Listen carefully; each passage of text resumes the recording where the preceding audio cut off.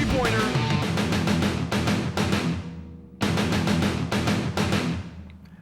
How's it going, you spicy young individuals? Welcome to a new episode of Inside IU Esports. I'm your host, Travis Lang, and today I'm bringing to you a new program here at IU East in terms of sports. It's esports, and I have two coaches with me right now. Who am I sitting with? Kaly Irvine. Andrew Britt. And you both have started up the esports program, which is extremely exciting because this is the first time we've seen any sort of program like this at IU East. I don't think anything has come close to a similar scale other than there has been a video game club of sorts. But just tell me, how did this program get started here? Well, I mean, it's been trying to get off the ground for a little while. And it's funny you mentioned the club. I'm actually the advisor for the club as well, which is part of how I ended up in this chair. But really, it's been heavily student-driven. There was just a need for it, a want for it. They started the club, and that rolled into eventually the request went through for it to be an official sport, and there was enough drive behind it to make it happen. So here we are. Kaly and I got brought on. As soon as we heard they were even pushing it, we were pretty excited just to give it a whirl and being able to help something like that grow. Especially, we're both alum here. IU East means a lot to us, and be able to see something we enjoy come here and be able to help it grow and provide new opportunities to students was, how could you say no? And what was that application process like to make this become an official sport? That is a question for above our paid grade. Oh, okay. I do know the whole process has to go and get approved through faculty senate, and so that requires an entire discussion. And I embarrassingly don't know the full story there, but it is involved. But either way, there's a team now. There's a team now. But actually, yes. Technically, there are multiple teams, so I kind of wanted to talk about this. It was confusing for me to sort of learn the different processes, but you're doing multiple games over multiple different competitions, and you've actually had 2 recruiting days. So tell me about those 2 tryouts. You want me to start? Go ahead. So NACE is the conference we're currently in, and through the week they have, I think, about 4 games that we're working with right now. So with our tryouts, we've happened to fill probably, I would say, at least 2, if not 3 of those games for the competitive season. And then, of course, they've got a handful more of games that they would consider, what do they call those? Not like off-season, but... They do circuit tournaments for games that aren't as exciting for a big team. Smaller team games, they do duos for Fortnite or 2-man teams for Smash Brothers. And they do what they call circuit tournaments, which are smaller tournaments throughout the season and after. So they've got like a tournament season for your bigger teams, these circuit tournaments, and then randomly they do one-off tournaments as well. So a lot of exciting variety and options of games and types of play. So. And how do you decide which games you're actually going to try and compete in? Because I know there are so many different options, both competitive and casual. I mean, how do you decide what you're going to do? So it's funny you ask, because we had that conversation when we were first brought on. We're like, what are we going to play? What games? Like we get to choose, but actually it's the conference itself, yeah. Yeah, thankfully the conference made that easy. NACE, they have a set tournament schedule, and the 4 games they do a normal season for, or competitive season, would be Rocket League, Valorant, Overwatch, and then Call of Duty, which we're opting out of Call of Duty this season. But the other 3 we are desperately trying to fill. We're excited because we've actually managed to put together, we'll be fielding a Valorant team, and we might have 2 teams for Rocket League, knock on wood. Yeah, at least a solid one. But we do have at least 1 really strong team that'll be taking the field, so very excited for that. And it's funny that you mentioned that you have these teams ready, but you had some concerns that there was some hesitancy from potential players that could join the team because they think, I can't compete at this level. I'm just, I play video games, but maybe I'm not at this collegiate competition level. What do you have to say to people that are on the fence about this? There's no harm in trying. Yeah. You don't know how good you are until you put yourself out there. A lot of people don't think, I couldn't be competitive, but they're comparing themselves to people across the world they're playing against. It's a little bit of a smaller market, just playing against these other schools, playing in network. But, I've had a couple conversations with people who are like, I don't know, I like the game, I just don't know if I'm competitive. And then I managed to talk them in, they come in, and they stomp everybody they play against. And I'm like, what do you mean you're not good? So, yeah, anybody, please do not hesitate. At least reach out. We're excited to talk to you and give you a try because, there are spots to be filled and anybody can excel. So. And not only are you talking with some players as well, but I was wondering, have you been reaching out with other coaches in this conference, in the NACE, which is, I should mention, NACE stands for the National Association of Collegiate Esports.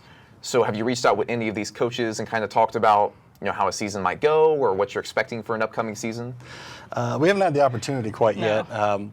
We officially just joined the conference just within the past couple weeks, and so there was a conference, so we got to do a little bit of light networking there. Not a lot of deep conversations, unfortunately, but that is something we're actually really looking forward to, is the networking possibilities, because the organization's been very friendly. We got to meet the director and spend at least an hour on a meeting with him. Yeah. The executive director of an entire conference was like, yeah, let's just chill, talk on Zoom for a little while. So they take the time to get to know you and really make sure you have everything you need, which has been very encouraging to us because we were very nervous going in. So. And it seems like compared to a stereotypical sports team, it seems a lot more relaxed, casual, kind of like, hey, we're going to play some video games, we're going to go out there, compete. It's not so much maybe not as stressful, I guess you could say, because it seems like the director was pretty calm and casual about things. Oh yeah, definitely. Well, and I think it's important, and feel free to jump into it. I don't want to, but with video games, there's a kind of a negative stereotype about gamer culture in general, that it's very toxic or very negative, and so it's really important for, especially these national organizations, it's very important to us as coaches to approach this as, this is meant to be a welcoming environment. This is, gaming, we've grown up playing games together. It's how our generation socializes. It's so crucial to kind of our society right now and where we're going. And you don't want to ostracize anyone. You want to make that open and welcoming and just relax. And we're going to compete. It might get intense, but there's no need to be over the top with it, to be negative about it or toxic about it. It's meant to be a very positive thing. So. And with that positive mindset in mind, how would you both describe your coaching styles when it comes to video games? Oh, gosh. Well, we're both mostly console gamers, so we play Smash Brothers. That's the only way to play it, of course, on a Switch. But when it comes to PC, we're both learning with them, which is really nice. Of course, the majority of them are a lot better than us, so it's not like we grew up, being able to, teach them. We have to pretty much learn alongside with them, which is really nice too. But I'm laid back. I'm more of encouraging them to, do their best. Yeah, we want to win, but, this is the first time anybody's doing this kind of thing here. So, if we can win one game, sure, but at least we give it a good old-fashioned try. So. And I come from a background of student development. My degree is in student development, all that, and so that's kind of the same mindset I go into. Really coaching them as people, making sure that they're approaching it with the right mindset. And then also, I've been playing games since I could hold a controller, so there's that familiarity there. But watching how they play, looking for the weak spots, or what are they doing wrong? What mistakes are they making? What's costing them games if they're losing? And just trying to help coach them on those spots. So, hey, you might try this. This area, you keep leaving this side open. They're coming in that way. Or, it's the same kind of coaching as you would with any other sport. Like, hey, we're weak on this side. More defense over here. And just approaching it that way. And again, it's approaching it positively and just reinforcing, making sure they feel good about themselves and they feel confident playing the game. Because that mindset can, you go into a match thinking, man, I suck at this. I don't know what I'm doing. And that'll cost you a match. So. And what piqued my interest is I heard that you're talking about console gaming. Yeah. But I've seen the room that's set up for the esports, and it's all PC. It's all computers in there. Hey, we have a Switch now. We have a Switch. Okay. We have a Nintendo. So how do you mentally transition from playing on console to PC? Because there is a difference. How do you describe that difference?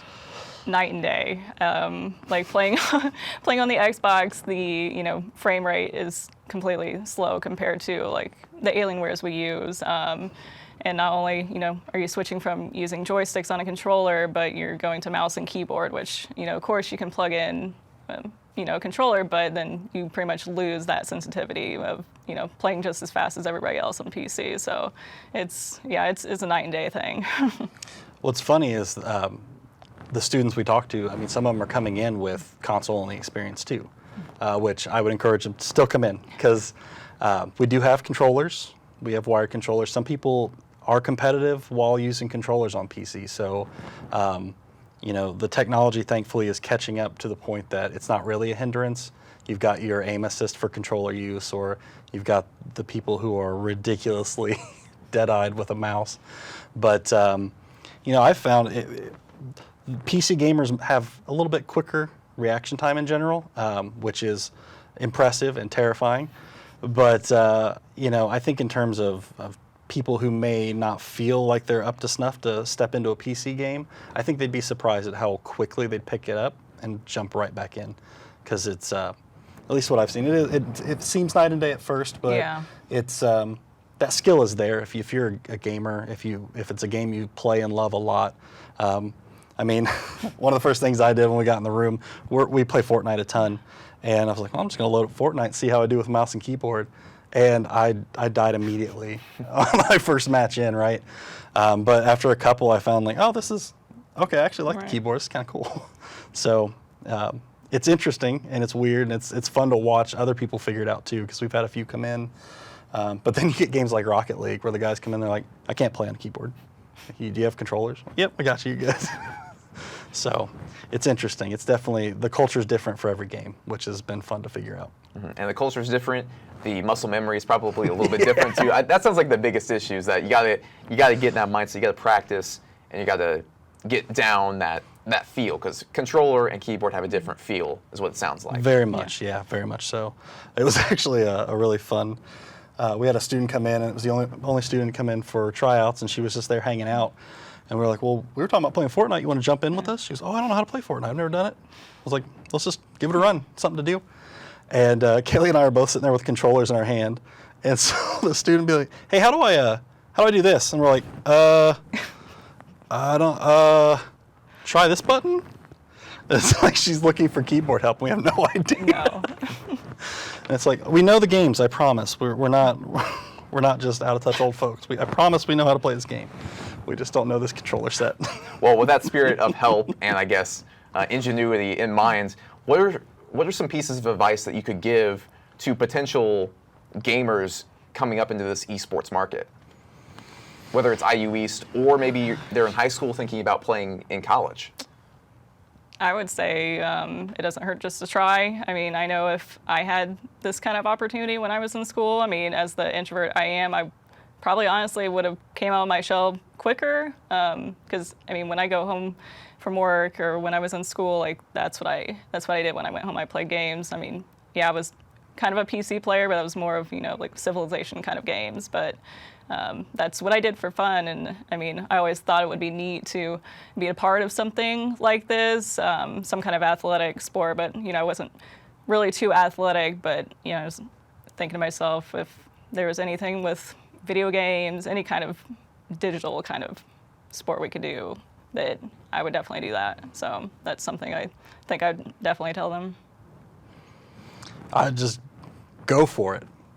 It's been astounding over the past couple of years, because I have friends who have been working with esports in different levels. I had a friend who started a high school esports program, so I got to coach him through that and hear all of his experience and learn a lot from that. And it's just wild, the opportunities that are out there.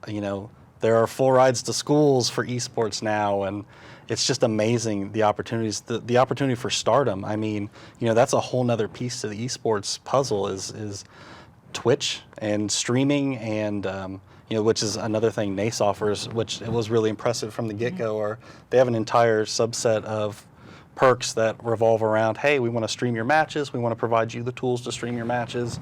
But the opportunities out there, seemingly right now at least, are endless. And it's amazing to see. Like Kaly said, it would have been something amazing. I would have jumped on immediately in high school, out of high school.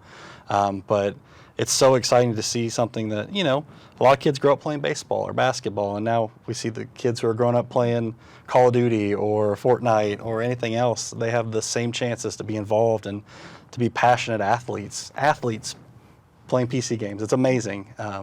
And it is a whole nother skill set. You know, a lot of people crack jokes about it being athletic, but my God, the skills, the coordination, it requires a very, very impressive skill set to be able to really compete and achieve at these games. And it's, so yeah, I would encourage anyone who ever thinks that maybe I want to do this, go for it. You know, there's endless possibilities.